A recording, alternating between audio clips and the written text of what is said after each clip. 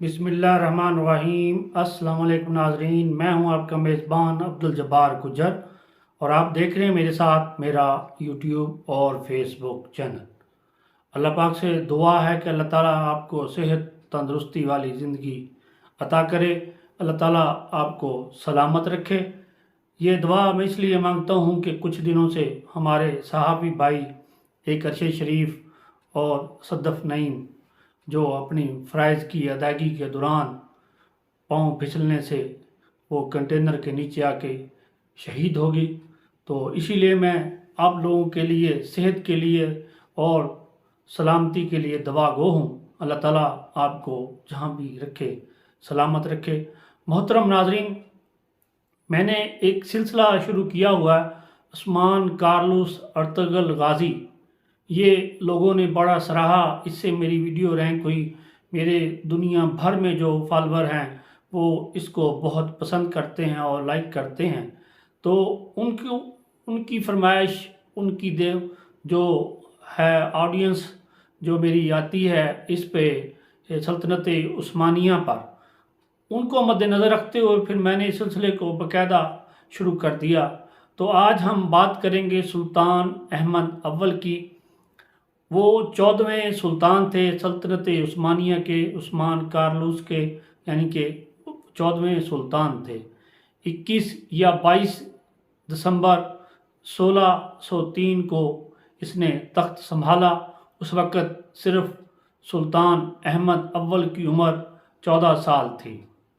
तो मोहतरम नाज़रीन, सुल्तान अहमद 18 अप्रैल 1590 में मुनीसा में पैदा हुए। सल्तनत के 14वें सुल्तान बन गए।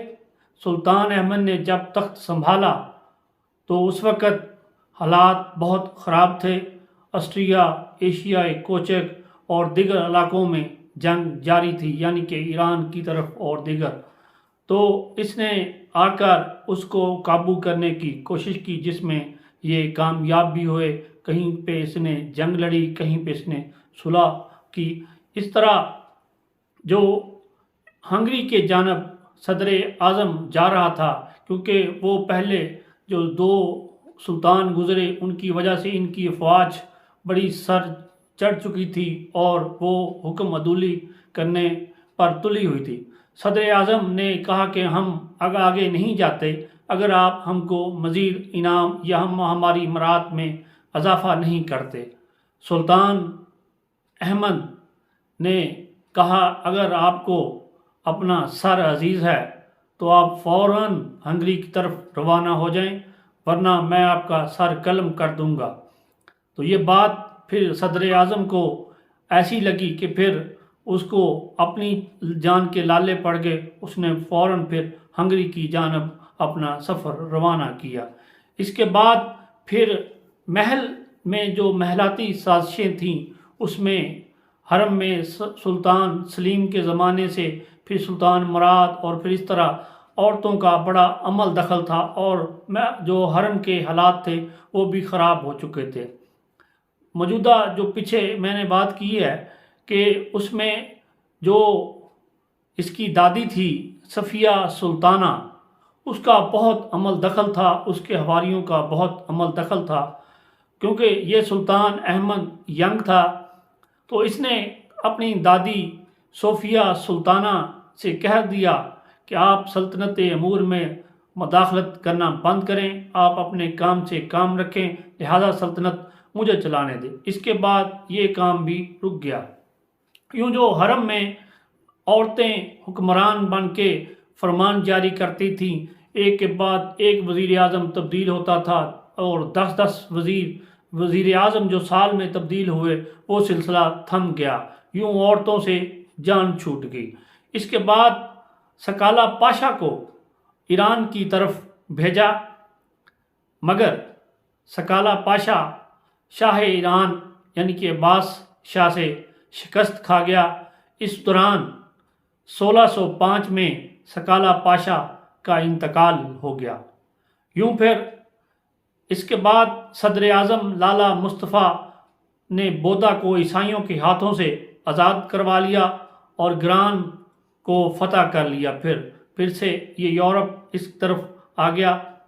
11 نومبر 1606 کو آسٹریا کے ساتھ ایک جنگی معاہدہ ہوا۔ یورپ دیگر ممالک وینس اور اس طرح جو دوسرے تھے ان کے ساتھ یہ ایک معاہدہ ہوا باب حالی میں۔ تو محترم ناظرین، اس سے جو پہلے معاہدے ہوتے تھے وہ کوئی معاہدے کارگر نہیں ہوتے تھے، بس کوئی لکھی پڑھی۔ یہ باقاعدہ عالمی قوانین کے تحت ان معاہدوں کو مانا گیا، سمجھا گیا کہ کوئی کسی پر مداخلت نہیں کرے گا۔ یوں مسلمان اور سلطنت یعنی کہ عثمانیہ کے جو مسلمان تھے یہ ان کے درمیان اور عیسائیوں کے درمیان ایک باقاعدہ معاہدہ ہو گیا۔ یوں دونوں جو یہ مذاہب کے لوگ تھے ان کے درمیان تعلقات استوار ہو گئے۔ یہ عالمی سطح کا قوانین تھا۔ اس کے بعد جو ویانا کا بادشاہ تھا پھر وہ شہنشاہ کہلوانے لگا، جو اس کے بعد یہ نہ وہ خراج لیتے تھے 30,000، پھر وہ بھی یکمشت انہوں نے لے کر وہ بھی ختم کر دیا۔ یوں پھر لوگوں کی زبان زد عام ہوئی کہ سلطنت کمزور ہونا شروع ہوگی، جبکہ ایسی بات نہیں تھی۔ دوسری طرف روس اور دیگر جو یورپ ممالک تھے، آسٹریا، ان میں خود خانہ جنگی لگی ہوئی تھی۔ ان کو یہ ہمت نہ ہوئی کہ وہ سلطنت عثمانیہ کی طرف توجہ دیں، ان پر حملہ کریں یا کوئی اور کریں۔ سلطنت پر اس طرح کوئی فرق نہ پڑا۔ اس دوران ایک ایران ہی واحد مخالف بچا تھا ایشیائے کوچک میں، یعنی ایشیا کی جانب۔ مراد پاشا نے ایشیا کوچک کی بغاوتوں کو ختم کر دیا مگر وہ ایران سے شکست کھا گئے۔ اس طرح عثمانیوں کو اس میں بھاری نقصان ہوا۔ پھر اگر بات کریں 1613 عیسوی کی، بحری قزاقوں نے سنوب پر حملہ کیا اور بحر اسود کو جو یہ وہاں سے جہاز آتے تھے یہ تھوڑا سا ہمارے جو عثمانوی جہاز سے لیٹ ہو گئے اور شہر کو بڑا نقصان پہنچایا۔ یہ شہر یعنی کہ سلطنت عثمانیہ کے امیر ترین شہروں میں شمار ہوتا تھا۔ یہاں پر بحری قزاقوں نے بہت لوٹ مار کی اور بڑا نقصان پہنچایا اس شہر کو۔ تو بحری بیڑا دور تو اتنا نہیں تھا، نزدیک بھی اتنا نہیں تھا، مگر وہ اگر چاہتا تو بر وقت آ کر ان لوگوں کو بچایا جا سکتا تھا، ان کو شکست سے بچایا جا سکتا تھا، مگر ایسا بدقسمتی سے نہیں ہوا، ایک اور نقصان ہو گیا۔ تو اگر بات کریں پھر یورپ سے جو ان کے معاہدے ہوئے تجارتی، اس میں ایک بڑی دلچسپ بات میں آپ سے بات کرتا ہوں۔ ہالینڈ کے ساتھ جو ایک معاہدہ ہوا وہ اس میں انہوں نے سگریٹ نوشی عام کر دی۔ اس پر جو سلطنت عثمانیہ کے علماء اکرام تھے انہوں نے فتویٰ جاری کیا کہ یہ ٹھیک نہیں، ناجائز ہے۔ تو اس پر بڑا شورش برپا ہوئی۔ پھر یہ جو علماء دین تھے ان کو یہ فتویٰ واپس کرنا پڑا۔ اب بات کرتے ہیں سلطان کے مذہبی ہونے کی۔ سلطان احمد عابد زاہد پرہیزگار اور جو پچھلے 2-3 سلطان گزرے ان سے بالکل ہی مختلف تھا۔ یہ اس کا لگاؤ دین کی طرف تھا۔ جو اس دور میں ایک سیاہ قانون تھا کہ جو سلطان بنتا تھا وہ اپنے باقی بھائیوں کو قتل کروا دیتا تھا، مگر اس سلطان نے اپنے یعنی کہ سلطان احمد اول نے یہ قانون پاس کروایا کہ جو بھی سلطان آئے گا وہ اپنے آنے والے یا دیگر بھائیوں کو قتل نہیں کروائے گا۔ یہ قانون بن گیا۔ پھر اس کے بعد کوئی جو بادشاہ شہزادے تھے وہ قتل سے بچ گئے، کیونکہ یہ ایک عابد زاہد میں نے جیسے بتایا اس طرح کا بندہ تھا۔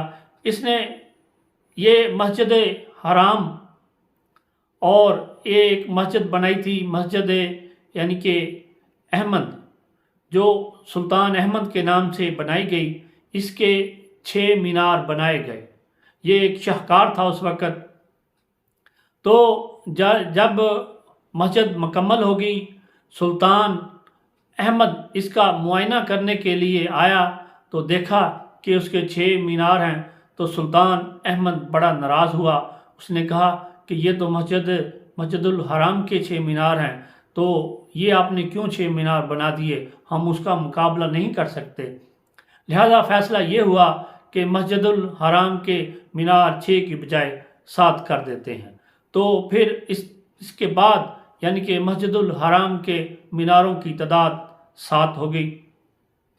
اس دوران ایک سیلاب آیا خانہ کعبہ میں، اس سے جو خانہ کعبہ کی دیواریں تھیں ان کو اور خانہ کعبہ کے ارد گرد بہت نقصان ہوا۔ تو سلطان احمد نے استنبول سے کاریگروں کو بھیجا اور خانہ کعبہ کی تعمیر نو کی۔ اس طرح پھر آپ نے ایک اور کیا کہ جو منبر تھا مسجد نبوی کا وہ سفید رنگ کے سنگ مرمر سے بنا کر استنبول سے مسجد نبوی میں روانہ کیا۔ جو ایک اور بڑی قابل ذکر بات ہے کہ غلاف خانہ کعبہ تبدیل کرنے کی رسم جو تھی وہ پہلی بار سلطان احمد کے دور میں یہ ہوئی۔ اس سے پہلے یہ غلاف کعبہ کی تبدیلی کا عمل مصر کرتا تھا، مگر اس کے بعد سلطان احمد کے دور سے پھر یہ کام سلطنت عثمانیہ نے سنبھال لیا۔ یہ تھے کوئی دینی کام جس کا میں نے آپ سے ذکر کیا۔ تو محترم ناظرین، اس دوران آپ کو 27 سال کی عمر میں اپنے خالق حقیقی سے جا ملے۔ تقریباً 22 نومبر 1617 کی بات ہے۔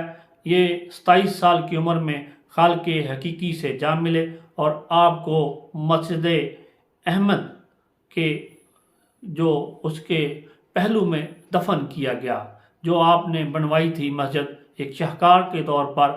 آج بھی ٹی وی چینلز پر آپ پک لوڈ کر سکتے ہیں تو بڑا ایک شاہکار نظر آئے گا، آپ کو اس کے پہلو میں دفن کیا گیا۔